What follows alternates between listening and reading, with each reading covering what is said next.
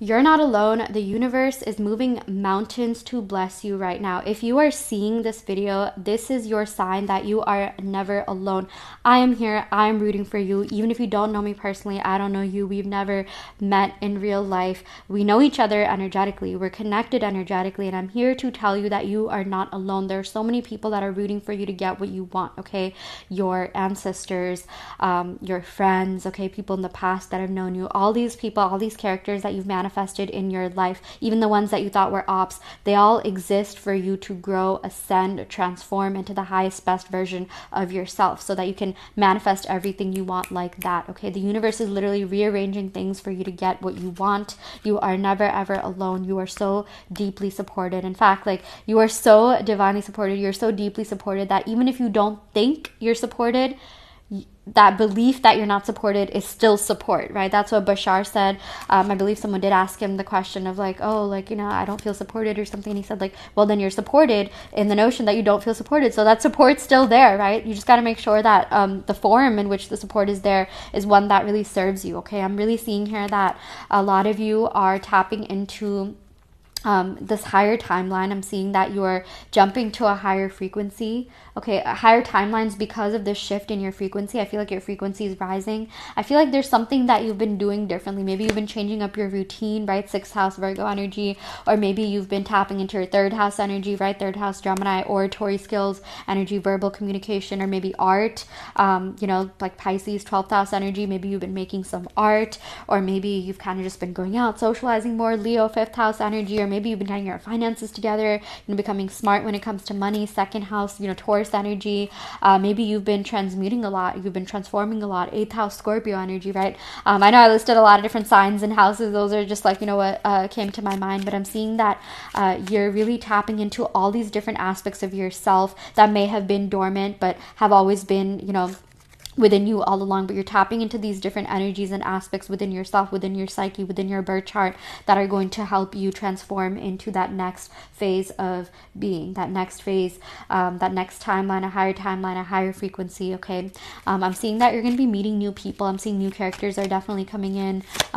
People that you're going to feel really aligned with, okay? Definitely some old characters I see are coming back, or you'll be strengthening your relationship with them. Either way, I'm seeing that like the people, good, happy, healthy, you know, people that are really going to be there for you, that are really going to change your mindset, shift your perspective, okay, are coming in for you. And I'm also seeing that like different versions of yourself. It's like you're always manifesting, and you're always manifesting different version of yourself. That's also a message that has been coming in very strongly. You're going to be meeting different versions of yourself. That's a message that I've just been getting throughout the whole day. I've made like a bunch of videos with this ghetto, but yeah, I'm really seeing here that you're tapping into these different aspects of your psyche, which is also what Bashar does, right? Like Daryl Anka, he channels this extraterrestrial being called Bashar, and he says that, like, you know, he doesn't know if it's like actually someone else communicating with him, or if he's just tapping into different aspects of his psyche. It could be either or, it could be both, right? But I'm seeing here that you're going to be gaining wisdom and advice from yourself, okay, from different versions of yourself. Maybe a lot of you know about like the past versions of yourself, your inner child, you know, things like that. But there's also these like multi-dimensional versions of yourself. Like I'm seeing, I keep getting the words like fractal, quantum realm, okay? I feel like a lot of you are going to be receiving messages about that, or doing some more research about that. B, hexagon. I'm seeing beehives, okay? There's something very deeply spiritual about beehives and like the hexagonal structure. Definitely look it up. It's really cool, because like plants will literally convert light codes from the sun, okay, into food that, you know, like bees, right? Like they pollinate the flowers and yeah, like plants, and they are able to create honey from that. There's so much alchemy, there's so much magic, there's so much transmutation going on there, which is just so beautiful. I mean, I'm seeing that you're going to be learning how to tap into that within yourself. Like bees are very magical. I'm seeing like this is, you might be seeing bees, or like maybe if you're scared of like actual bees, maybe like a bee toy or something, or like I live near this cafe that has like, you know, it's kind of like bee themed or whatever, okay?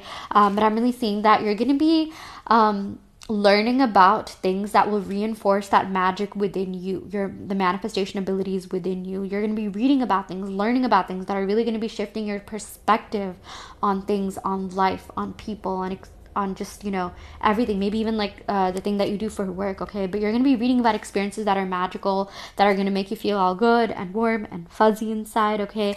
I'm really seeing here that you are going to be manifesting this whole new reality. I'm seeing like old parts of your timeline are like, you know, like just being phased off, okay? And you're going to be stepping into these this completely new timeline. I remember reading this fact about how every 7 years we shed our skin cells, right? Like, and we become a whole new person. There's a lot of regeneration going on within as well, like, you know, just with all our internal organs. And yeah, I mean, I'm filming this in 2025, but this is a timeless reading, but 7 years ago was 2018. So maybe some of the themes that you went through in 2018, maybe even fall of 2018, could be something that you might be revisiting, or maybe something that you're gonna kind of be like maybe getting over something, or like I feel like there's some sort of theme that's going to be like coming up, and either that's going to be something that's going to continue if you want it to continue, or if there was something that happened that year, you're going to be you're making peace with it, or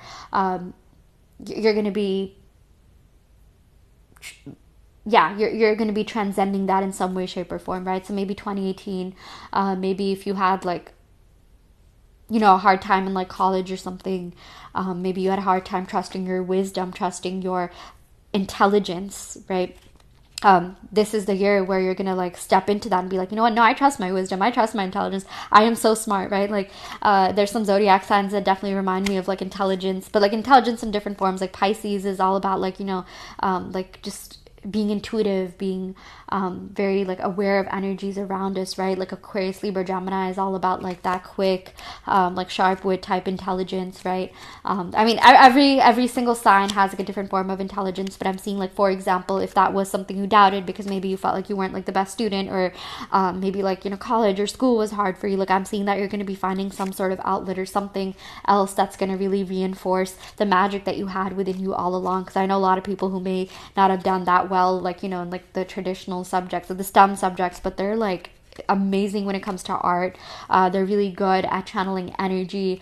Maybe they are even good at like, you know, some of the things that they thought they weren't good at. Maybe like you'll be revisiting those topics and learning about them on a deeper level. I know sometimes I find myself like randomly looking up like calculus facts. Like I took a lot of calculus and I was okay at it, but also, you know, I find myself like wanting to do math for some reason. It's like kind of crazy.